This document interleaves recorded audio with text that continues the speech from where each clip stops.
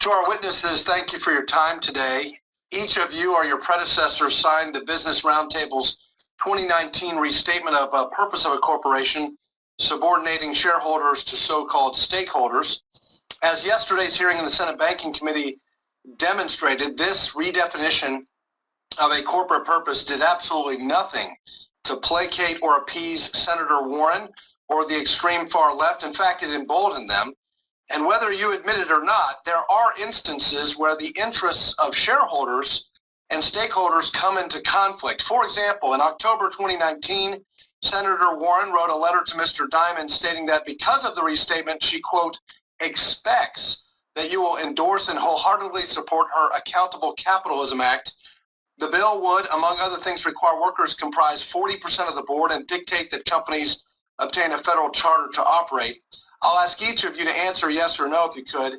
In an event where there is a direct conflict between the interest of shareholders and non-owner stakeholders, will you prioritize shareholder interests? Mr. Diamond, we'll start with you. Yes. Mr. Moynihan.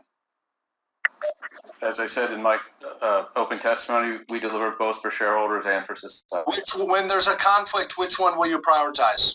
We will prioritize the return to the company. Thank you. Mr. Solomon. Yes, we'd prioritize shareholders. Ms. Frazier. Yes, we will prioritize our investors. Mr. Scharf. Yes, our shareholders. And Mr. Gorman.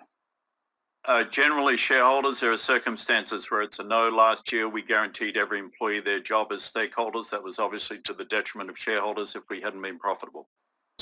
Well, thanks for mostly keeping in mind your fiduciary duty to shareholders. 3 of you signed on to the Net Zero Banking Alliance, while 3 did not. The alliance is part of President Biden, John Kerry, and Bank of England Mark Carney's misguided plan to weaponize the financial system and politicize it to choke off funding to legal fossil energy businesses. Joining the alliance requires your institutions to submit information to the United Nations so they can certify that you're green enough. Mr. Diamond, you did not sign this. Why not? It was too vague. It's hard to meet the commitments. We've already made a very detailed public statement about what we're going to try to accomplish. We've been working very closely with auto companies and oil companies and utilities to figure out how to do it the right way. We need to do this the right way, and signing statements is not the right way. Over time, there will be better disclosure of what people are trying to get done. I appreciate, as we discussed, your commitment on this in your shareholder letter as well. Mr. Moynihan, Mr. Diamond says he doesn't need John Kerry, Mark Carney, or environmentalists at the UN to tell him how to manage his risk or run his business. My question to you is, should access to financial services be tied to the creditworthiness of borrowers regardless of politics? Creditworthiness of borrowers is the primary way we underwrite credit, yes, sir. That's good to hear. Thank you.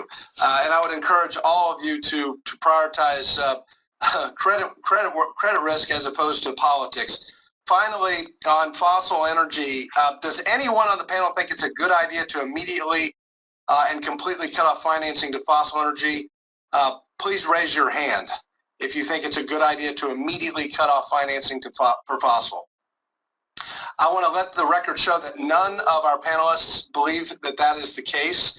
Unfortunately, some of your financing commitments combined with the administration's desire to, quote, change the allocation of capital in energy are disrupting supply without doing anything about demand. Data published even by the Biden administration concludes that fossil energy will constitute more than 70% of all energy consumption in the United States by 2050. This supply-demand disruption will raise prices for consumers and cede economic competitiveness to countries like China. In 2020, Citi's, J.P. Morgan, Goldman, Bank of America, and Morgan Stanley had a combined $77.8 billion in exposure to China, up 10% from 2019.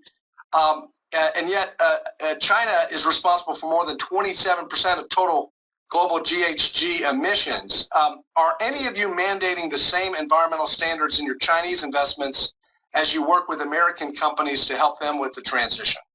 Anyone can offer your opinion. Our standards are worldwide. Our standards are global, too. Our standards are also global. Ms. Frazier? It's a global policy, yes. It's the Good. same. I'm running out of time, but I appreciate that approach. When China is by far the leading emitter of global GHG greenhouse gases, there needs to be a uniform policy. If GSIBs are to promote American competitiveness, let's hold China to the same standards we hold American companies. Thank you for your time, and I yield back. Thank you.